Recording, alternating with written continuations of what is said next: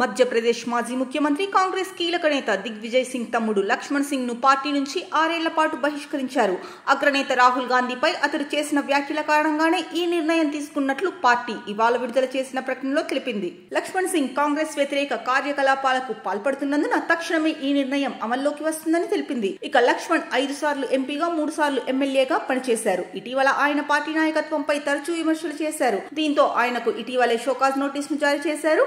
ఆయనపై సస్పెన్షన్ పై all India Congress కమిటీలోని క్రమశిక్షణ సంఘం నిర్ణయం తీసుకుంది. ఇక ఏప్రిల్ 24న పెహల్గాం బాధితులకు నివాళి అర్పించే సమయంలో లక్ష్మణ్ సింగ్ మాట్లాడుతూ రాహుల్ గాంధీ, రాబర్ట్ వాద్రా పరిపక్వత లేని నాయకులు. వారి అపరిపక్వత వైఖరితో తలెత్తే పరిణామాలను దేశం అనుభవిస్తోంది. రాబర్ట్ వాద్రా స్వయంగా రాహుల్ గాంధీ బావ. ఓ వర్గాన్ని రోడ్లపై ప్రార్థనలు చేయనీయకపోవడంతోనే ఈ దాడి జరిగిందని అన్నారు. ఇలాంటి పిల్లతనాన్ని ఎప్పటి వరకు భరిస్తాం?